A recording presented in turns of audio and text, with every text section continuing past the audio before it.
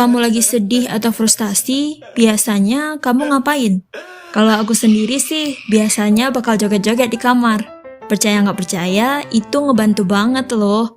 Banyak penelitian juga nunjukin kalau joget-joget itu baik untuk kesehatan mental, kayak ngurangin stres, depresi, juga ningkatin suasana hati. Tapi pernah nggak kamu kepikiran kalau kegiatan yang sangat aselole ini bisa ngambil nyawa banyak orang dengan cara yang paling aneh?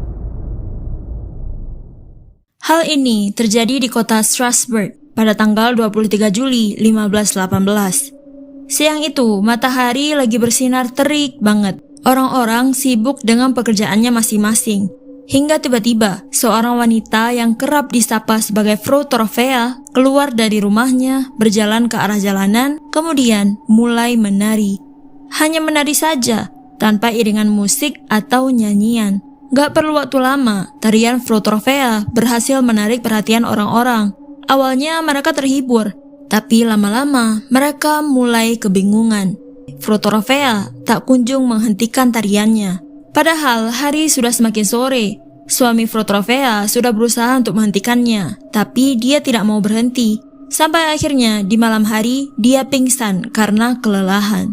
Setelah beberapa jam beristirahat, Frau Trofea kembali ke jalanan dan melanjutkan tarian anehnya lagi. Hal ini terus berulang sampai di hari ketiga. Kakinya lecet parah sampai sepatunya pun basah sama darah. Walaupun begitu, Frau Trofea seakan mengabaikannya. Dia terus menari. Sampai di hari ke-6, orang-orang inisiatif membawanya ke gereja karena mereka berpikir mungkin saja Frau Trofea sedang kerasukan dan harus dilakukan ritual pengusiran setan. Sayangnya, Frau Trofea meninggal di hari itu. Tapi cerita ini belum selesai, karena dalam beberapa hari kemudian ada sekitar 30 orang turun ke jalanan untuk menari-nari. Dalam waktu yang singkat, angkanya melesat sampai 400 orang. Mereka hanya menari sama seperti Frau Trofea, tanpa iringan musik, tanpa nyanyian, tanpa istirahat, tanpa makan. Mereka juga tidak berhenti walau terlihat jelas mereka sudah kelelahan. Mereka hanya akan berhenti ketika pingsan atau mati. Sebenarnya kejadian aneh ini bukan yang pertama kali, karena sebelumnya di tahun 1237 dikabarkan ada banyak anak-anak yang berada di sekitar Erfurt, Jerman yang melakukan tarian-tarian aneh dengan ciri-ciri yang sama seperti yang kita bahas sebelumnya. Dilaporkan ada sekitar 100 anak mulai menari. Sebagian dari mereka meninggal dunia karena kelelahan luar biasa, sedangkan sebagian yang lain mengalami tremor seumur hidup. Di Italia, hal serupa juga pernah terjadi, namun mereka menamainya sebagai tarantisme, karena mereka percaya tarian itu disebabkan oleh gigitan tarantula. Lebih anehnya lagi, para pengidap tarantisme ini akan berbondong-bondong ke laut untuk kemudian melemparkan diri mereka ke dasar laut. Hari-hari pun berlalu, bukannya membaik, keadaan kota Strasbourg malah menjadi semakin runyam. Ada semakin banyak orang yang turun ke jalanan untuk menari. Seperti penyakit yang menular, orang-orang yang dulunya hanya melihat tarian aneh itu, kini ikut menari. Hal aneh ini pun dinamai sebagai dancing plague atau wabah menari. Lama-kelamaan, warga jadi semakin ketakutan karena tarian itu tidak terlihat seperti tarian lagi, tapi gerakan asal-asalan yang agresif. Mereka juga melompat-lompat, bahkan berteriak. Ini tuh aneh banget. Semua orang benar-benar bingung kenapa hal ini bisa terjadi. Pemimpin sipil yang mendapatkan laporan tentang hal ini pun mulai memikirkan tentang solusi apa yang harus diambil, hingga mereka pun mendapat sebuah ide. Mereka menyiapkan lokasi khusus dan mengumpulkan penari-penari itu di sana. Kemudian didatangkan pemusik untuk mengiringi tarian mereka. Keputusan ini diambil karena pemimpin sipil berpikir bahwa satu-satunya cara untuk menghentikan tarian aneh itu adalah dengan membuat penderitanya kelelahan dan akhirnya berhenti karena pingsan. Bukannya menjadi solusi, hal ini malah mempercepat kematian orang-orang. Karena tarian mereka jadi makin energik perkara ada musiknya yang bikin banyak dari mereka kena serangan jantung. Bahkan diperkirakan ada 15 orang yang meninggal setiap harinya. Berbagai metode lain pun dicoba dengan harapan orang-orang bisa berhenti melakukan tarian itu. seperti membungkus para penari dengan kain seperti bayi. Ada juga yang menginjak atau memukul perut penari, karena hal itu dipercaya dapat meringankan gejalanya. Paracelsus, selaku dokter dan alkemis di masa itu, bersikeras bahwa orang-orang yang terkena wabah menari harus dikurung di tempat yang gelap dan hanya boleh diberi makan sepotong roti dan segelas air tiap harinya. Paracelsus berasumsi wabah menari ini mungkin disebabkan oleh 3 hal. Yang pertama, sesuatu yang muncul dari imajinasi. Yang kedua, frustasi seksual. Dan yang ketiga, ketidakbahagiaan dalam hubungan pernikahan. Karena setelah melakukan riset, Paracelsus menemukan sebuah persamaan. Wanita-wanita yang terkena wabah menari ini rata-rata adalah istri yang tidak bahagia dalam hubungan pernikahan mereka. 2 bulan setelah kasus pertama terjadi, otoritas setempat membawa penari-penari itu ke gereja dan berangsur-angsur wabah menari itu pun menghilang. Aneh banget kan? Terus apa sih penyebabnya mereka nari-nari gitu bahkan sampai meninggal? Sebenarnya sampai sekarang pun penyebab pastinya masih misteri. Tapi para ahli modern punya beberapa teori.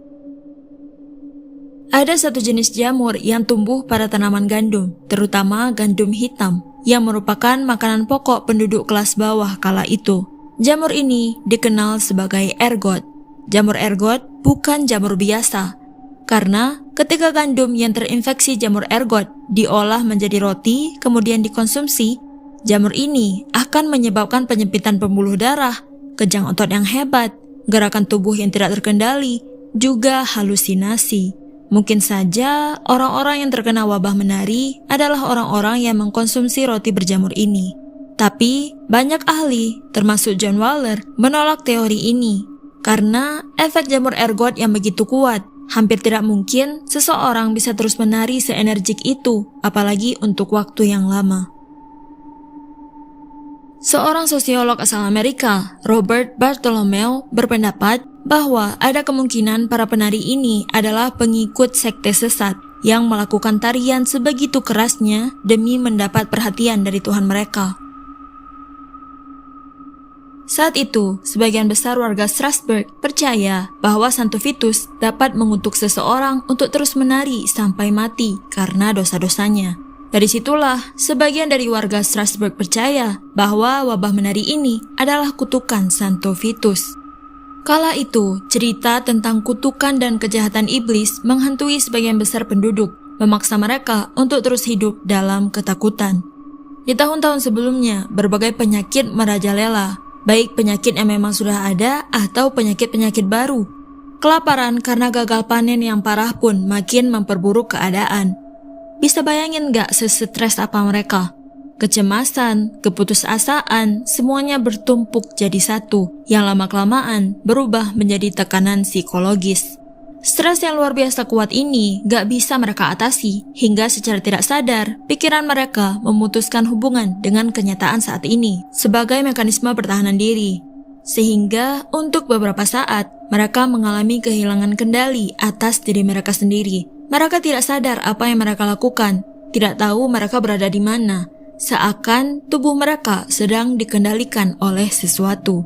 Ini juga alasan kenapa mereka tidak merasakan lelah atau kesakitan.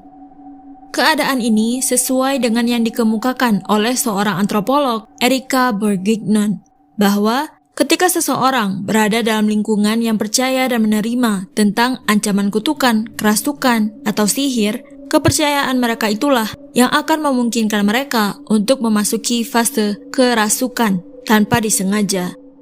Sebuah studi tentang kerasukan juga menyebutkan bahwa orang yang lebih cenderung mengalami fase kehilangan kendali atas mereka sendiri adalah orang-orang yang sudah percaya pada kemungkinan adanya kerasukan roh.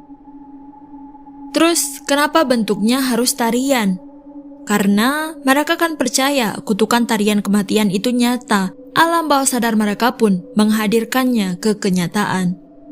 Kesembuhan orang-orang setelah dilakukannya ritual di gereja dijadikan bukti bahwa wabah ini berasal dari keyakinan yang salah, maka ia hanya bisa disembuhkan oleh keyakinan serupa. Terus, kenapa tarian ini kelihatan kayak menular? Jadi, ketika satu orang mulai menari, orang lain yang memiliki tingkat stres yang sama, secara tidak sadar mereka pun mengikutinya. Ini adalah teori yang paling banyak diterima sebagai penyebab wabah menari ini. Mereka menyebutnya sebagai mass hysteria atau histeria massal, yaitu fenomena psikologi sosial di mana emosi atau perilaku menyebar dengan cepat di antara orang banyak melalui sugesti dan peniruan secara irasional. Jadi, itu aja guys obrolan kita hari ini. Gimana pendapat kamu? Tulis di kolom komentar. Aku Mori, dan sampai jumpa lagi. Bye!